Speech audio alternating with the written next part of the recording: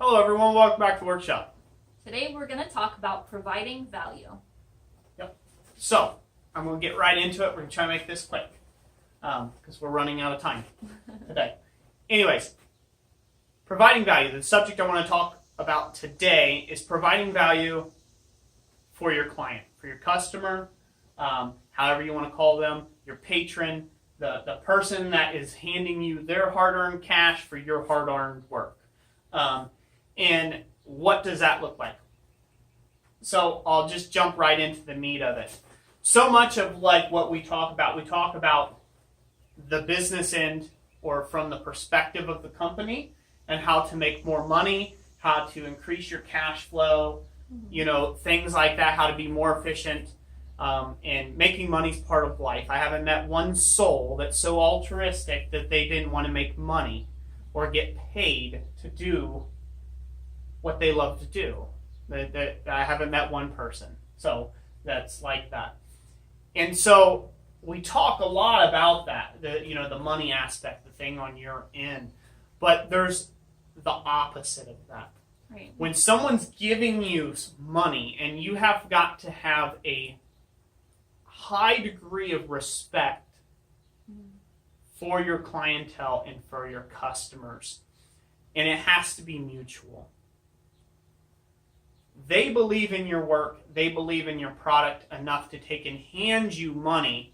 A lot of times online it's a faceless transaction, which is insane to me.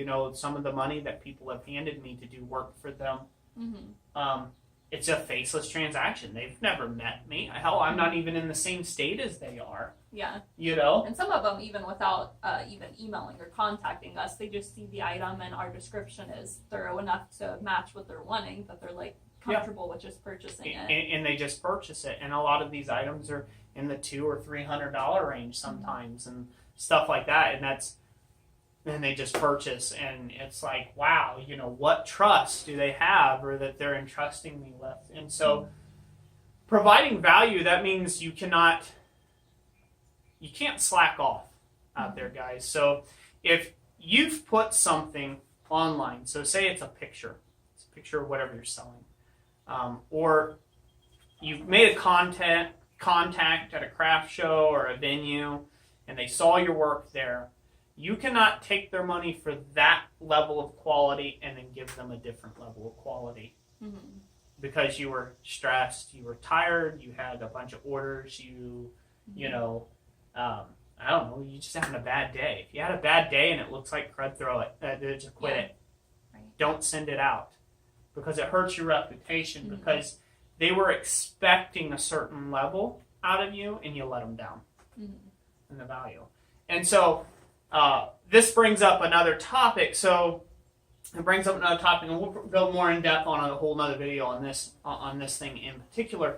But some people, I have had, customers and stuff come through and kind of chastise me about how much I'm charging for my work.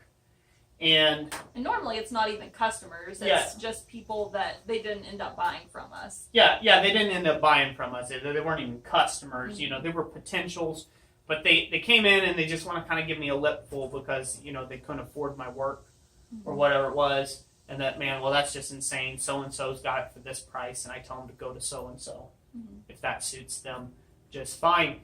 And once you're playing at that level, so if you want $300 for your work, if you're wanting $300 of their hard-earned money, you need to be providing $300 of value to them.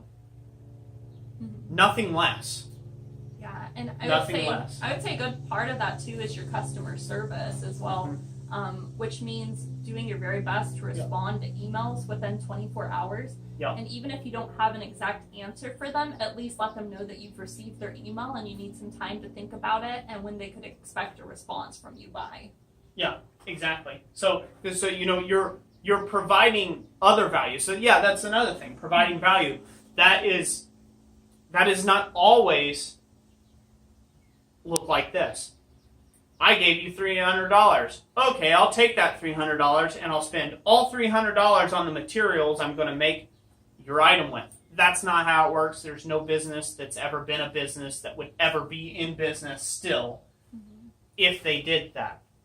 That's not what we're talking about. Providing that extra value, like from your emails or your pleasant personality, the way you package and ship an item, the way that you handle their concerns, their questions, maybe even their problems or their feedback.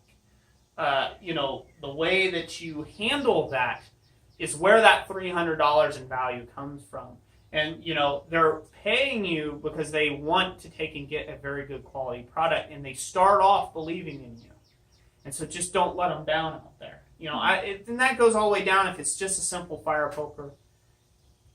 If your fire poker that you made, it looked awesome, try to make the next fire poker that you send to them twice as awesome as the first one that you ever made that they bought on.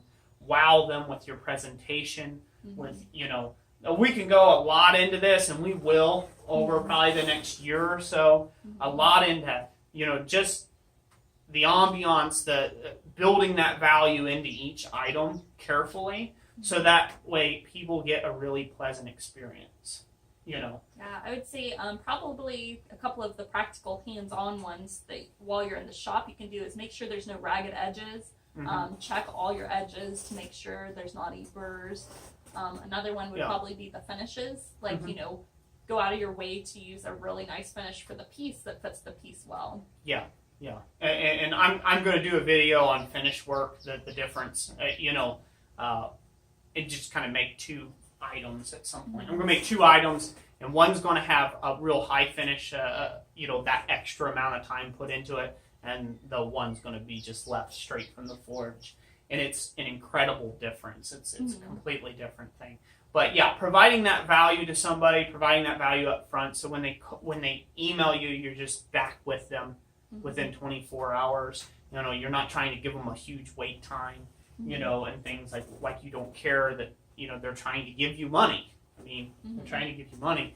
And then to realize that the more money you charge, the more value you are going to be on the hook to provide. So if you're at the $25 level, think of it like McDonald's. If you go through a McDonald's drive-through, and maybe you don't have a Mickey D's around your world there, but here in America they're really prevalent. You go through McDonald's, you ordered a $1 burger, you could really only expect $1's worth of service. Yeah. That's it. But if you go to a very expensive upscale restaurant and you're paying $60 for that burger, oh no. They're going to have to take and offer a ton of value, and they can't have a bad day. Yeah. They can't have a bad day at that $60 for that burger, because you're going to let them know about it. If it's not cooked to perfection, you're going to let them know about it. So, think of it on the same line. If your company is a McDonald's-like company, you're high volume, low price, then that's really all they're going to expect out of you in value, really, and for the most part. And so your stress levels are a lot lower in that case, as whereas if you were the high-end upscale restaurant that's charging $60 a burger, they're going to expect probably $100 worth of value from you for that $60 worth of burger. So, So that's maybe another one. Be careful what you wish for out there, guys, because once you reach a certain level, it's very hard to slump back in business without just destroying your company. So, I would say also once you have the item finished, you're not done yet. You may have it completed, you've got a nice finish on it, but your work's not done. You have a presentation that the way they're going to receive the box. It will influence them, and it'll kind of set the mood for your item. When we sold eBay, we recycled boxes. You don't want to do that when you're selling ironwork. You actually you want to go out and you want to buy some nice boxes. Nothing tastier than a hand-forged skillet in a used diaper box. Tasty.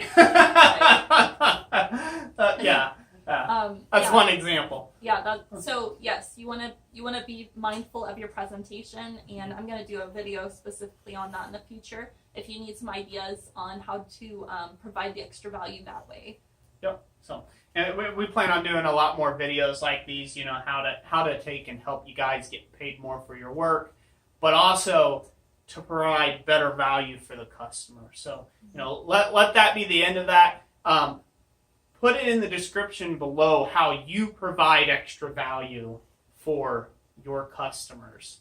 Or say you don't sell your work, but tell us how you provide value to the people around you with your ironwork. We would love to hear that as well. So, anyways, that's it for today, ladies and gentlemen. We thank you all so much for watching this video. We produce about 2 videos a day. This is what we're up to now.